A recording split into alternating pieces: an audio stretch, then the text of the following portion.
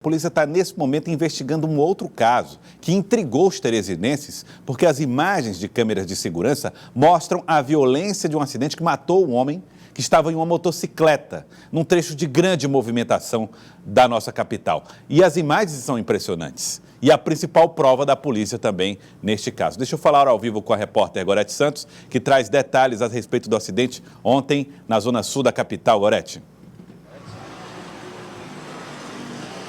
Pois é, Joelson, realmente impressionante e triste, né? Porque o motociclista foi morto início da tarde, horário de grande movimentação na Barão de Gurgueia com a Gil Martins. A gente tem as imagens do forte impacto envolvendo 7 veículos, 2 motocicletas, 4 carros de passeio e um ônibus, né? Aparentemente os veículos parados, esperando o semáforo abrir, quando veio outro veículo, carro de passeio branco, aparentemente em alta velocidade, não freou e acabou colidindo e matando esse motociclista, deixando outras pessoas feridas também.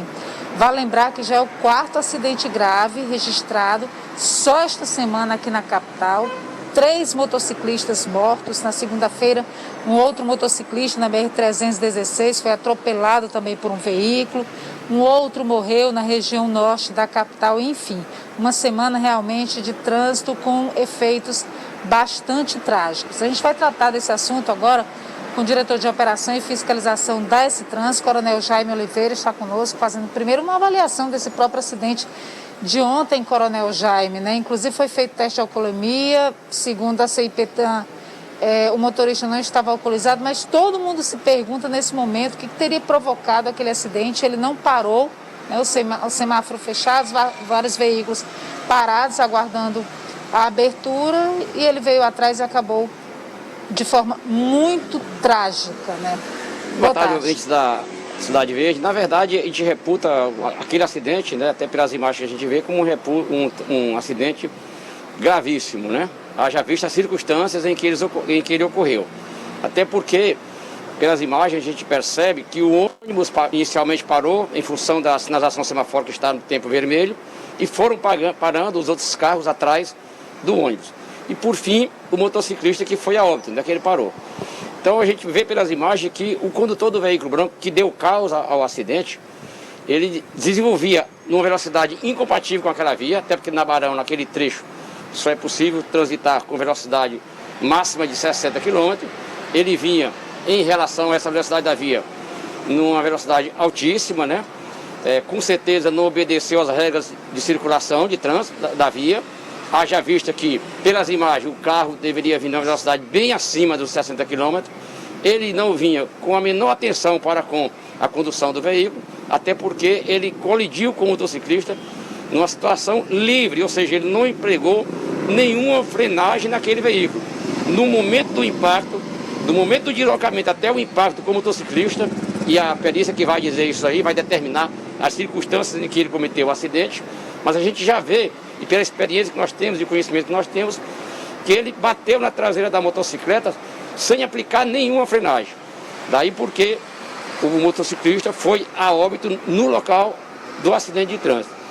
Esse é o primeiro ponto. Segundo, ainda sobre o acidente, a gente percebe que existe, primeiro, uma desobediência muito grande às normas gerais de circulação do veículo. Segundo, eu entendo que os crimes de homicídio e os crimes de lesão corporal praticados por condutor de veículo automotor na via pública, à luz hoje do CTB, a pena é muito pequena, é muito branda.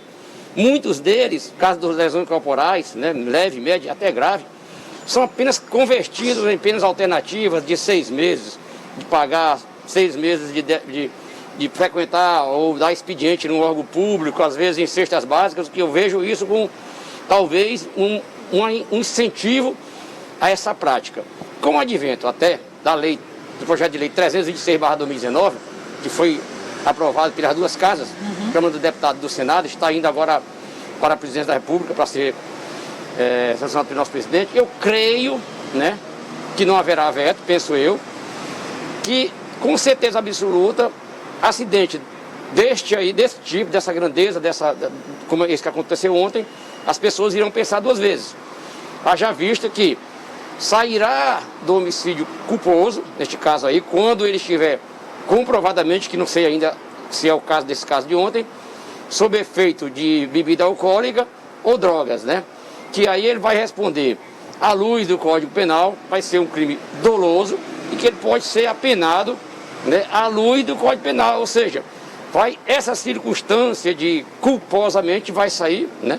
Vai sair e, logicamente, que as circunstâncias em que ele cometeu um crime como esse, por exemplo, de ontem, teriam várias agravantes, né? Se a lei já estivesse vigente. Então, o cidadão que, a partir de então, com o advento da lei, sancionada pelo presidente da República, e decorridos 6 meses, beber bebida alcoólica ou fazer uso de droga e dirigir veículo na via pública, o cidadão, a pessoa vai pensar 2 vezes. Bom, depois de sancionado pelo presidente, né, o senhor mesmo disse, acredita que não deve haver veto, até porque esse foi um projeto idealizado pelo próprio presidente Jair Bolsonaro. Depois da publicação ainda tem um prazo aí de 6 meses para efetivamente entrar em vigor. Mas o senhor acredita que mesmo a partir de agora, isso já sirva de alerta, as pessoas já vão começar a pensar e de repente ter uma postura diferente no trânsito? Eu vejo assim, sabe, Gorete, que algumas medidas devem ser ainda adotadas para que nós possamos minimizar acidentes daquele tipo. As caixas de retenção das motocicletas nos cruzamentos onde tem sinalização semafórica deverão ser fortalecidas, né? Isso a gente já viu em Fortaleza, aqui em Teresina nós já temos vários cruzamentos que tem caixa de retenção, porque obrigaria o motorista daquele ônibus para lá atrás da faixa de retenção, que nós teríamos 6 metros de profundidade daquela via pública ali, pela largura da via, para as motocicletas ficarem protegidas por essa caixa de retenção. Nesse caso do acidente ontem, por exemplo, poderia ter sido um acidente menos grave, né, Coronel Jaime? Na verdade, o carro teria colidido contra a traseira de um outro veículo automotor e não contra o motociclista. Então eu reputo que as caixas de retenção nos cruzamentos que tem sinalização semafórica como de altíssima importância para evitar acidentes daquela natureza e outros acidentes, até porque quando o veículo, motocicleta, fica naquela circunstância atrás de uma moto, quando a sinalização semafórica abre, é possível também, ou é maximizado a possibilidade também de se envolver no acidente. Então, se tiver a caixa de retenção, todos os motociclistas ficariam dentro da caixa, quando a sinalização semafórica abrisse, eram eles que inicialmente passariam à frente, haja visto que eles têm precedência à luz do Código de Trânsito Brasileiro. Quero agradecer então ao Coronel Jaime Oliveira, ele que é diretor de Operação e Fiscalização da S-Trans, trazendo esclarecimentos, também avaliação sobre algumas modificações, né, no Código de Trânsito Brasileiro. Joelson, para quem não sabe bem o que é a caixa de retenção de motociclistas, a gente já tem algumas em Teresina, foi um projeto que começou a ser desenvolvido em alguns dos principais cruzamentos. É um espaço, na verdade, que é delimitado entre a faixa de pedestre e os veículos de passeio, os carros de passeio, né? E aí tem um espaço delimitado para que os motociclistas fiquem à frente desses veículos e tenham a preferência na hora da abertura do semáforo. Joelson.